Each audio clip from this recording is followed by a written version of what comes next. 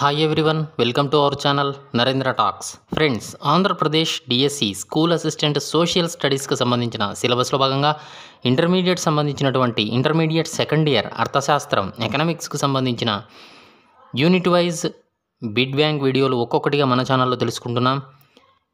ఇంతవరకు మన ఛానల్లో యూనిట్ 1 నుంచి యూనిట్ 7 దాకా ఈ యొక్క టెక్స్ట్ బుక్ బిడ్ బ్యాంక్ వీడియోలు తెలుసుకున్నాం. ఇవాళ యూనిట్ 8 పర్యావరణం మరియు సుస్థిర ఆర్థికాభివృద్ధి సంబంధించిన part 1 Telugu medium text book bit bank video ఇప్పుడు తెలుసుకుందాం. మన ఛానల్లో Andhra Pradesh DSC school assistant social స్టడీస్కి సంబంధించిన సిలబస్లో భాగంగా ఇంటర్మీడియట్ మొదటి సంవత్సరం అర్థశాస్త్రం ఎకనామిక్స్కి సంబంధించిన Telugu medium text book bit bank వీడియోలు యూనిట్ వైజ్ బిడ్ బ్యాంక్ వీడియోలు మన ఛానల్లో అందుబాటులో ఉన్నాయి. ఈ వీడియోస్ లింక్స్ అన్నీ కూడా డిస్క్రిప్షన్లో ఉన్నాయి, చూడండి.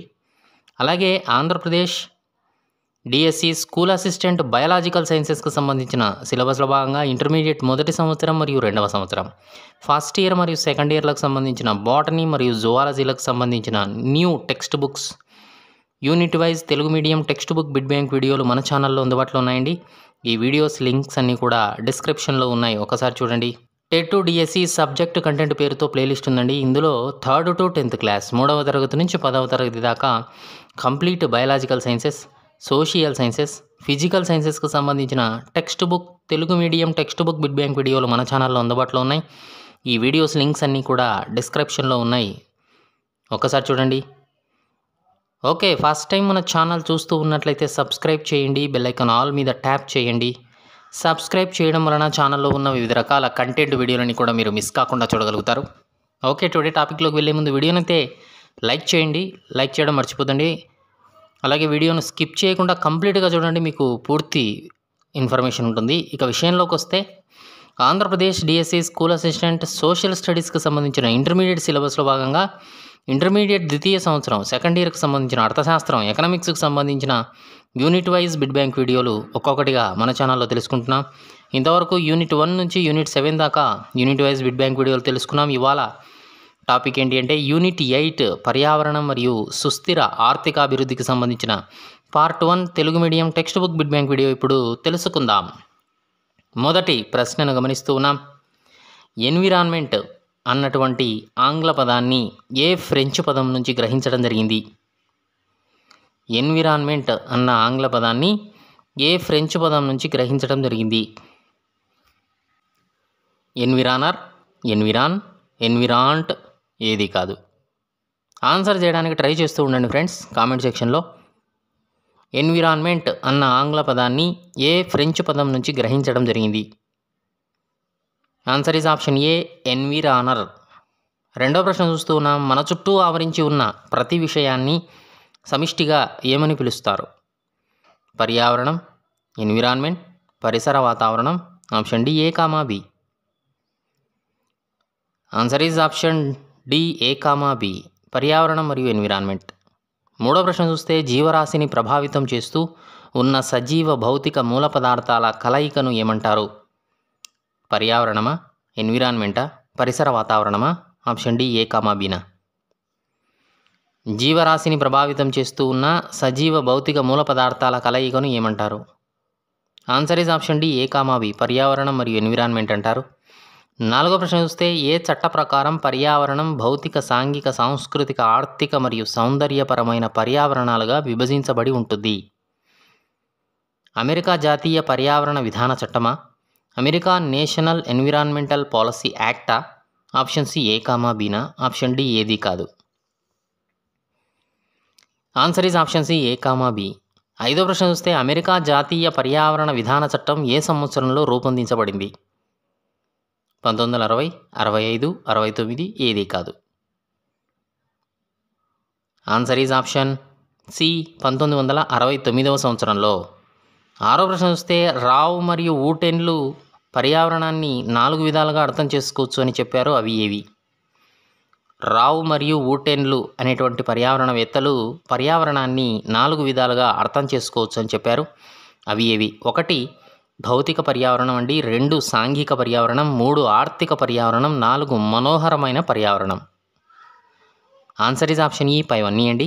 ఏడో ప్రశ్న చూస్తున్నాం. ఈ పర్యావరణం భౌతిక, రసాయన మరియు జీవ అంశాలైనటువంటి భూమి, వాతావరణం, వృక్ష సంపద, వన్యమృగాలు, చుట్టుపక్కల ఉన్న భూమి, దాని స్వభావం, అవస్థాపన సౌకర్యాలు, గాలి మరియు శబ్ద కాలుష్య స్థాయి మొదలైన వాటిని కలిగి ఉంటుంది. భౌతిక పర్యావరణమా, సాంఘిక పర్యావరణమా, ఆర్థిక పర్యావరణమా, మనోహరమైన పర్యావరణమా? ఆన్సర్ ఈజ్ ఆప్షన్ ఏ, భౌతిక పర్యావరణం. 8వ ప్రశ్న చూస్తే ఇందులో జనాభా మరియు జనసాంద్రత, సామాజిక కొరకు, మతపరమైన, విద్యాపరమైన, సామాజిక సౌకర్యాలు వంటి అంశాలు అంతర్భాగమై ఉంటాయి. ఈ యొక్క పర్యావరణంలో జనాభా, జనసాంద్రత, సామాజిక మరియు మతపరమైన, విద్యాపరమైన, సామాజిక సౌకర్యాలు మొదలగు అంశాలన్నీ కూడా అంతర్భాగమై ఉంటాయి. భౌతిక పర్యావరణమా, సాంఘిక పర్యావరణమా, ఆర్థిక పర్యావరణమా, మనోహరమైన పర్యావరణమా? ఆన్సర్ ఈజ్ ఆప్షన్ బి, సాంఘిక పర్యావరణం అంటారు. 9వ ప్రశ్న చూస్తే ఆర్థిక అంశాలైనటువంటి ఉద్యోగిత, నిరుద్యోగం, ఆదాయ వనరులు, ఉత్పత్తి కారకాల లభ్యత, డిమాండ్లు, మార్పులు, పేదరిక స్థాయి మొదలైన అంశాలన్నీ ఇందులో ఉంటాయి. ఆన్సర్ ఈజ్ ఆప్షన్ సి, ఆర్థిక పర్యావరణం. 10వ ప్రశ్న చూస్తే ఏ పర్యావరణంలో చారిత్రాత్మక పురావస్తు శిల్ప సంపదకు సంబంధించిన ప్రదేశాలు, ప్రకృతి దృశ్యాలు, సుందర ప్రదేశాలు ఉంటాయి? ప్రజలు వీటిని చూసి ఆహ్లాదం పొందుతారు. ఇటువంటి పర్యావరణం ఏది? భౌతిక పర్యావరణమా, సాంఘిక పర్యావరణమా, ఆర్థిక పర్యావరణమా, మనోహరమైన పర్యావరణమా? ఆన్సర్ ఈజ్ ఆప్షన్ డి, మనోహరమైన పర్యావరణం. 11వ ప్రశ్న చూస్తే పర్యావరణంలో అనుఘటకాలు వైవిధ్యమైనవేగాక ఒకదాని మీద మరొకటి ఆధారపడి పరస్పరం ప్రభావితం అవుతూ ఉంటాయి. కాబట్టి పర్యావరణం అనేది ఒక సంపూర్ణమైన అన్ని శాఖలు కలిసిన దీనిగా చెప్పవచ్చు. సంపూర్ణ అధ్యయనమా, విజ్ఞాన శాస్త్ర అధ్యయనమా, పర్యావరణ అధ్యయనమా, ఏది కాదు? ఆన్సర్ ఈజ్ ఆప్షన్ బి, విజ్ఞాన శాస్త్ర అధ్యయనం. 12వ ప్రశ్న చూస్తే మన చుట్టూ పర్యావరణం జీవ నిర్జీవ అనుఘటకాలను, వాటి పరస్పర ఆధారిత పరస్పర ప్రభావితాలను కలిగి ఉంటుంది. ఈ విషయాలన్నిటి అధ్యయనాన్ని ఏమంటారు? సంపూర్ణ అధ్యయనమా, విజ్ఞాన శాస్త్ర అధ్యయనమా, పర్యావరణ అధ్యయనమా, జీవావరణ శాస్త్రమా? ఆన్సర్ ఈజ్ ఆప్షన్ డి, జీవావరణ శాస్త్రం అంటారు. 13వ ప్రశ్న చూస్తే ఇంగ్లాండ్కు చెందిన ఏజీ ట్రాన్స్లే అనేటువంటి జీవావరణ శాస్త్రవేత్త ఏ సంవత్సరంలో మొదటిసారిగా జీవావరణం అనే పదాన్ని ఉపయోగించాడు? 1930, 35, 40, ఏది కాదు? Answer is option B, 1935. 14వ ప్రశ్న చూస్తే జీవావరణం అనున్నది ఒక నిర్దిష్ట మరియు గుర్తించదగిన భూమి యొక్క భాగము అంటే ఏమని అర్థం? అడవులు, గడ్డి మైదానాలు, ఎడారులు, తీర ప్రాంతాలు, పైవన్నీ. జీవావరణం అనున్నది ఒక నిర్దిష్ట మరియు గుర్తించదగిన భూమి యొక్క భాగము అంటే ఏమని అర్థం? ఆన్సర్ ఈజ్ ఆప్షన్ డి, పైవన్నీ అండి. 15వ ప్రశ్న వస్తే వృద్ధి క్షయం అని సూత్రం వర్తించి నిర్జీవ కారకాలు సృష్టించబడి తిరిగి నశింపజేయబడుతూ ఒక విధమైన సంతులిత స్థితి నిర్వహించబడుతుంది. దీనిని ఏమంటారు? జీవావరణ స్థిరత్వమా, జీవ వైవిధ్యమా, జీవావరణ వ్యవస్థన, ఏది కాదు? ఆన్సర్ ఈజ్ ఆప్షన్ ఏ, జీవావరణ స్థిరత్వం అంటారు. 16వ ప్రశ్న చూస్తే ఏ పదాన్ని అమెరికా శాస్త్రవేత్త వాల్టర్ రోసెన్ ప్రతిపాదించాడు? జీవావరణ స్థిరత్వమా, జీవ వైవిధ్యమా, జీవావరణ వ్యవస్థన, ఏది కాదు? కింది వానిలో ఏ పదాన్ని అమెరికా శాస్త్రవేత్త అయినటువంటి వాల్టర్ రోసెన్ గారు ప్రతిపాదించారు? ఆన్సర్ ఈజ్ ఆప్షన్ బి, జీవ వైవిధ్యము అని చెప్పి గుర్తుపెట్టుకోవాలి. 17వ ప్రశ్న చూస్తే జీవ వైవిధ్యము అన్న పదాన్ని ఏ సంవత్సరంలో అమెరికా శాస్త్రవేత్త వాల్టర్ రోసెన్ ప్రతిపాదించడం జరిగింది? 1985, 86, 88, ఏది కాదు? ఆన్సర్ ఈజ్ ఆప్షన్ బి, 1986వ సంవత్సరంలో. 18వ ప్రశ్న చూస్తే జీవ వైవిధ్యం ద్వారా ప్రత్యక్షంగా కలిగే ప్రయోజనాలు తెలపండి. ప్రాణాన్ని కాపాడేటువంటి మందులు దొరుకుతాయి, ఆహారం దొరుకుతుంది, హార్మోన్లు, ఎంజైమ్లు, అదేవిధంగా పరిశ్రమలకు కావలసిన ముడి పదార్థాలు, అలంకరణకు పనికొచ్చే తీగలు, మొక్కలు, పైవన్నీ. ఆన్సర్ ఈజ్ ఆప్షన్ ఈ, పైవన్నీ అండి. 19వ ప్రశ్న చూస్తే జీవ వైవిధ్యం ద్వారా కలిగే పరోక్ష ప్రయోజనాలు. ఇవి కర్బన స్థాయిని స్థిరపరచడం, తగ్గించడం, పరపరాగ సంపర్కం, పరాగ సంపర్కం, పరపరాగ సంపర్కం, జన్యు ప్రవాహం, నీటి వలయాలు నిర్వహించడం, భూగర్భ జలాలను తిరిగి నింపడం, నేలను రూపొందించడం, పోషక వలయాలు స్థిరీకరించడం, కాలుష్యాలను విలీనం చేసుకోవడం, వాతావరణాన్ని క్రమపరచడం, సహజ పర్యావరణాన్ని అందించడం పైవన్నీ. ఆన్సర్ ఇస్ ఆప్షన్ హెచ్ పైవన్నీ అండి. 20వ ప్రశ్న చూస్తే భూగ్రహంపై ఉన్న వాతావరణంలో కార్బన్ డయాక్సైడ్, నీటి ఆవిరి, మీథేన్ వంటి కొన్ని రకాల వాయువులు ఎక్కువైన కారణంగా అవి కలిగించే ప్రభావాన్ని ఏమంటారు? గ్రీన్ హౌస్ ప్రభావం, ఉష్ణ వికిరణం, వాతావరణ ప్రభావం ఏది కాదు. Answer is option A green house ప్రభావం అంటారు. ఓకే ఫ్రెండ్స్, వీడియోని అయితే లైక్ చేయండి, ఛానల్ను సబ్స్క్రైబ్ చేసుకోవడం మర్చిపోద్దండి.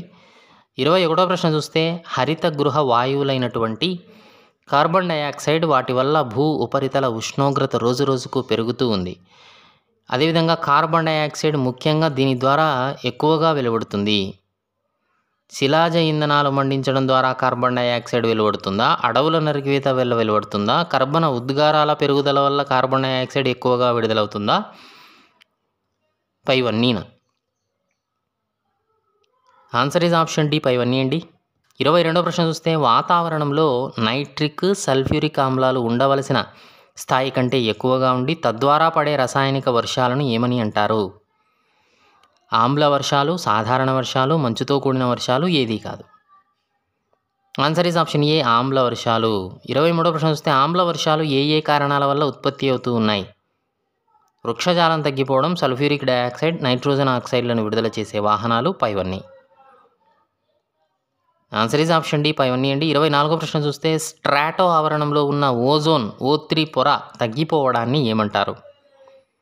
ఓజోన్ పొర క్షీణతన, స్ట్రాటో పొర క్షీణతన, ఆప్షన్ సి ఏ కామా బీనా, ఆప్షన్ డి ఏది కాదు. Answer is option A ozone పొర క్షీణత అంటారు. 25వ ప్రశ్న చూస్తే నిరంతరం పెరిగిపోయే కోరికలను సంతృప్తిపరచడానికి అవసరమయ్యేటువంటి వస్తు సముదాయాన్ని అందుబాటులో ఉన్న పరిమిత వనరుల సహాయంతో ఉత్పత్తి చేయడానికి రూపొందించుకున్న సముచిత విధానాన్ని ఏమంటారు?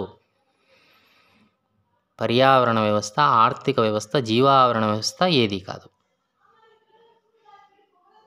ఆన్సర్ ఇస్ ఆప్షన్ బి ఆర్థిక వ్యవస్థ అంటారు. 26వ ప్రశ్న చూస్తే ఏ సంవత్సరంలో బ్రిటిష్ ఆర్థికవేత్త అయినటువంటి ఈ బిల్లింగ్ అనేటువంటి పర్యావరణవేత్త పర్యావరణ వనరులను విపరీతంగా వాడుకోవడం ఎంత ప్రమాదమో హెచ్చరించాడు? 1966, 1970, 1980 ఏది కాదు. ఆన్సర్ ఇస్ ఆప్షన్ ఏ 1966 సంవత్సరంలో. 27వ ప్రశ్న చూస్తే పర్యావరణము మరియు ఆర్థిక కార్యకలాపాలకు సంబంధించిన వనరుల పంపిణీ గురించిన వివరాలు తెలపండి. పర్యావరణం మరియు ఆర్థిక కార్యకలాపాలకు సంబంధించిన చూస్తే ఇటుపక్క పర్యావరణం, అటుపక్క పర్యావరణం యొక్క పరిమాణాన్ని ప్రభావితం చేసేటువంటి అంశాలు. పర్యావరణంలో సహజ వనరుల సరఫరాకు సంబంధించి వ్యవసాయ రంగం, పరిశ్రమల రంగం, సేవల రంగం. ఇటుపక్క పరిశ్రమల రంగం నుంచి వస్తువులు ప్లస్ సేవలు, అదేవిధంగా వ్యర్థ పదార్థాల విడుదల, కాలుష్యం ఉంటుంది. అదేవిధంగా పర్యావరణం యొక్క నాణ్యత సామర్థ్యాలను ప్రభావితం చేసేవి. ఈ అంశాలన్నీ కూడా పర్యావరణ మరియు ఆర్థిక కార్యకలాపాలకు సంబంధించిన అంశాలు. 28వ ప్రశ్న చూస్తే పర్యావరణానికి ఉన్న స్వాభావిక లక్షణాలలో భౌతికంగా, రసాయనికంగా లేదా జీవపరమైన అవాంఛనీయ పరిమాణాలు కలిగితే దాన్ని ఏమంటారు? కాలుష్యం, పర్యావరణ లోపం, జీవగ్రాహకం ఏది కాదు. ఆన్సర్ ఇస్ ఆప్షన్ ఏ కాలుష్యం అంటారు. 29వ ప్రశ్న చూస్తే పర్యావరణంలోని కాలుష్యం వివిధ రకాలుగా ఉంటుంది, వాటిలో ప్రధానమైనవి తెలపండి. వాయు కాలుష్యం, జల కాలుష్యం, నేల కాలుష్యం, శబ్ద కాలుష్యం, ఘన వ్యర్థ పదార్థాల కాలుష్యం, ఉష్ణ కాలుష్యం పైవన్నీ. ఆన్సర్ ఇస్ ఆప్షన్ జీ పైవన్నీ అండి. 30వ ప్రశ్న చూస్తే గాలిలో ఇతర కాలుష్య కారక పదార్థాలను గాఢత ఎక్కువైపోయి మానవుని శ్రేయస్సును, జీవకోటికి మరియు వివిధ రూపాలలో ఉన్న ఆస్తులపై ప్రతికూల ప్రభావం చూపడాన్ని ఏమంటారు? వాయు కాలుష్యం, గాలి కాలుష్యం, నేల కాలుష్యం, option D A comma B. Answer is option D A comma B. Okay friends, ఇది Andhra Pradesh DSC school assistant social స్టడీస్కి సంబంధించిన ఇంటర్మీడియట్ సిలబస్లో భాగంగా ఇంటర్మీడియట్ సెకండ్ ఇయర్కు సంబంధించిన అర్థశాస్త్రం, ఎకనామిక్స్కు సంబంధించిన యూనిట్ 8 పర్యావరణం మరియు సుస్థిర ఆర్థిక అభివృద్ధికి సంబంధించిన part 1 Telugu medium text book bit bank video నచ్చిందా? నచ్చితే లైక్ చేయండి. మీ ఫ్రెండ్స్ ఫ్యామిలీ మెంబర్స్కి ఈ వీడియో యూజ్ అవుతుంది అనుకుంటే షేర్ చేయండి. ఛానల్ను సబ్స్క్రైబ్ చేసుకోవడం మర్చిపోద్దండి. వీడియోను లైక్ చేయడం అస్సలు మర్చిపోద్దండి. Thanks for watching.